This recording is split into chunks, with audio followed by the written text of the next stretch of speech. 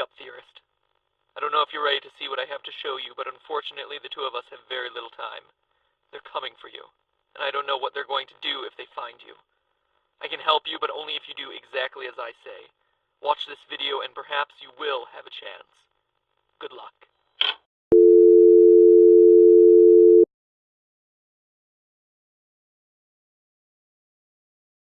Part of the information gathering tools that's part of Kali is something called Dmitry. You find it under Applications and Information Gathering, and it's your very first option that's here. So let's go ahead and click on it. And what it does is it brings up a menu system which shows you the usage for Dmitry, including its switches, how you can save its output to a text file. You can do whose lookups for IP address or hosts. You can also search for things like subdomains and email addresses. You can also do some limited port scanning, although I've found that there are other tools that are much more suited for port scanning versus using Dmitry. Also found that the -O option, which is for the output file, sometimes gets hung up when it goes to write its file. It won't complete its stream. So I just prefer to go ahead and redirect it to an output file, which I'll show you here in just a moment. But the first part of it is if you use just straight up use it, it's Dmitry, and then if you type in whatever domain you want to submit and hit enter, it will go through and it will do all of the switches that it has available to it, with the exception of like the -O. It'll do, if it's a host name, it'll do a host name lookup. It'll do possible subdomains, email addresses, and even perform a port scan. So I don't like to use it that way. Instead, I would rather go ahead and put in the domains that I want to use, the switches that I want to use. So let's go ahead and take a look at Yahoo. So we're going to do yahoo.com, and like I said, rather than go ahead and put in let it run on its own, we're going to go ahead and do a -W since this happens to be a domain name. So what it's going to do is it's going to do a simple domain lookup for its whose information. And if you scroll back up to the top, you're going to see that it's going to give you your host IP address. It's going to give you your name.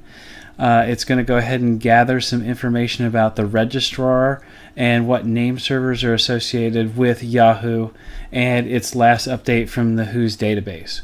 So pretty straightforward type of information. You can get this from a number of different locations, including like domain tools and just the whos information from any of the registrars and from there forward. But this is a good information gathering tool to go ahead and do that start. So with that in mind, let's go ahead and try to see what kind of subdomains are associated with Yahoo. So instead of the -W, let's go ahead and do the -S. So we go ahead and perform the -S, and you'll see it begins to try to resolve, and it finds a number of subdomains that are associated with Yahoo. If we scroll back up through them, again, we find what we would typically that would be associated with this particular domain: login, finance, sports, mail. Normal, wouldn't find anything type unusual, but if you continue to scroll through it, you'll get some other interesting artifacts that come by, such as these ones that begin with 252 and 253. Those would require some additional investigation to figure out what they are. You also notice that there's some other ones like AU and CA. A lot of those might be associated with countries or different regions of the world where they have a separate one set up. You also see UK, and if we go further down, we see cricket and groups. And again, payments.mail.yahoo.com might be something that's rather interesting in your domain gathering type techniques.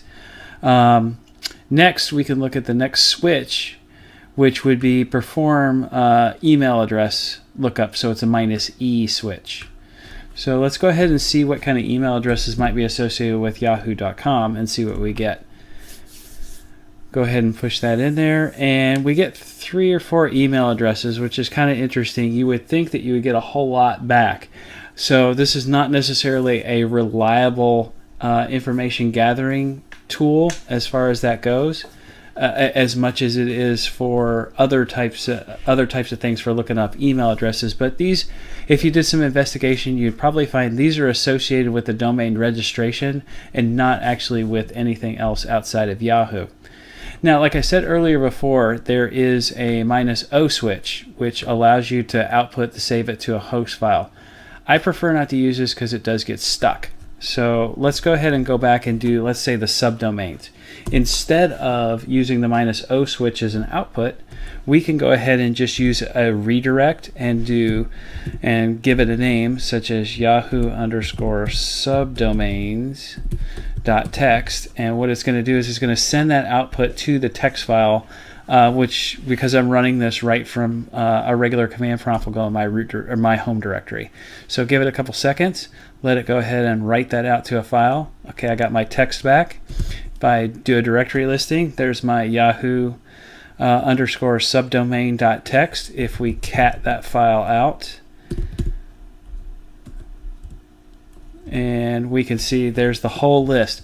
Now, because this is in a text file, I can use this for other feeds into other tools, or possibly putting this together in a larger information gathering tool suite for whatever I might be doing, whether it's a pen testing or whether it's a vulnerability assessment or what other types of information you might be looking for.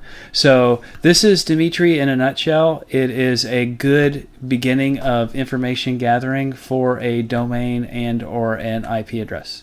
Hope you enjoyed.